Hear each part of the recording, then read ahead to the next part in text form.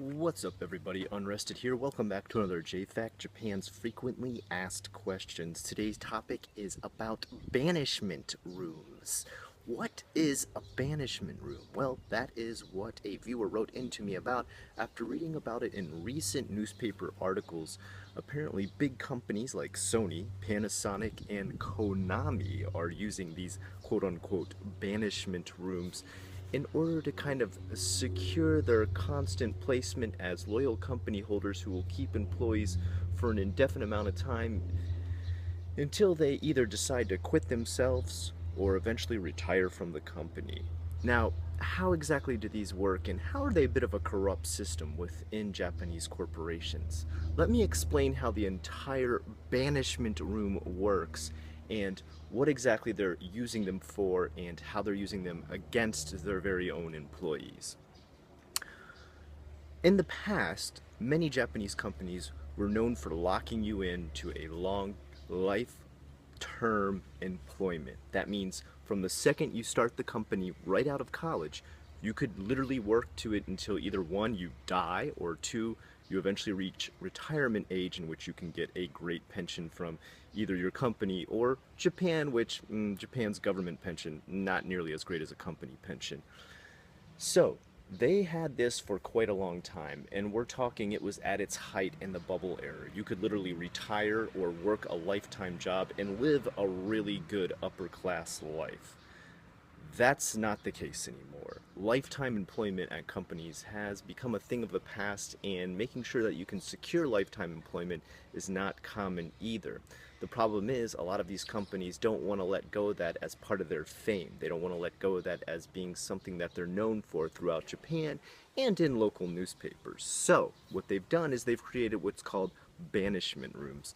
Now, a banishment room is usually only in these giant corporations because it is literally a physical room that they need in order to put a person in. And if you're a smaller company, usually you don't have the space and the size to have one of these rooms. These rooms are used for employees that they want to fire or want to lay off, but would rather they quit on their own volition. So it looks much better for the company, and because if they don't lay them off or fire them, they don't have to pay unemployment. It also keeps their record looking very clean as a company that never ever lays off or fires anyone, and they can be reported in the newspaper as still being a loyal, life-term locked-in company.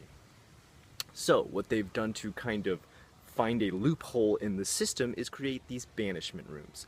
Banishment rooms often have little to nothing in them.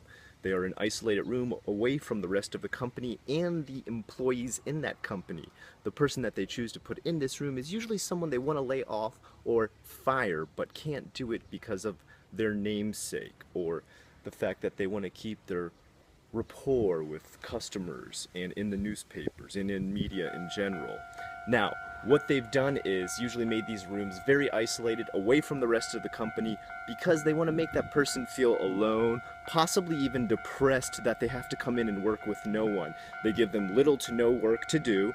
If they do give them any work at all, it can be sometimes very cruel things, like, for example, some companies have been known to just put a computer in there that lets them search the internet for a new job. Literally saying, you need to look for a new job because you're not going to be working here anymore.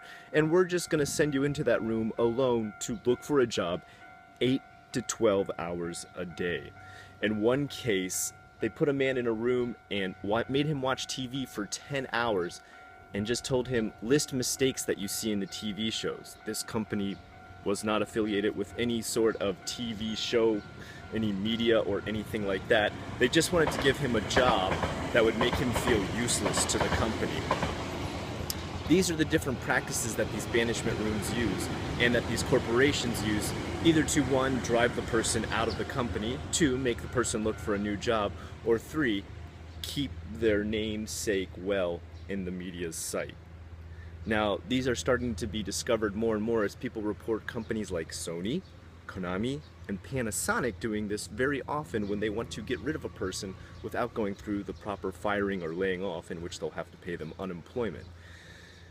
Many have reported things such as being told that they are worthless to the company, then being put in the banishment room where they're given absolutely nothing to do, which is the worst case scenario, a room with literally a desk and they have to sit there for 8 to 10 hours. Now, I don't know if you have researched anything about isolation in prison, but that can often drive a person insane. Well, the same thing is true for these companies. Now, you may think, well, can't that person just wander out of there? Can't they go walk around the rest of the room or the office and meet the other employees? No. They would actually be breaking what their job is, and their job is to stay inside that office. You've got to realize the law of the workplace in Japan permits you to do little outside the bounds of what the rules you have been given for your own job. To complain is seen as breaking the law, the harmony of the workplace. So they would not do this. Of course, you and I as Americans would throw a fit, but that's not the case in Japan. So you have to understand that it's not them being weak or them being pressured into it by stress beyond their control. It's literally them trying to follow within the rules of their society, and breaking those rules can make them a pariah, which is an even worse case scenario. So, banishment rooms. To break it down one more time, a synopsis. It is a room created by a company for an employee that they want to fire or lay off, but do not want to go through the proper procedures to do so for multiple reasons, whether it be not to pay unemployment or not to be noticed in the newspaper. On top of that, they make these rooms have little to nothing in them as far as things that they can actually do for work. Usually whatever their real job is, maybe they're an engineer, well, there's not going to be any engineer work. Accountant work, there's not going to be any accountant work in there for them. Some are just literally, you sit there with a desk. Some make them look for their own jobs. Some make them have menial tasks that have nothing to do with their old jobs. But the most important part is it isolates them from the rest of the company, making them feel like they are no longer a part of that company, merely eating up time, space, and money. That is Banishment Rooms in Japan. If you have any more questions, please list them in the comments below. I always look forward to your questions, comments, and possible newspaper articles you'd love to send to me. I am unrested with the questions you requested. Have a great one. It's like sometimes you just got that feeling, you know? It's almost like I woke up in the spirit. Oh, I got your girl attention. Snatch her while you there since I pick up on the tension. She a bad mommy, but she ain't a mommy dearest.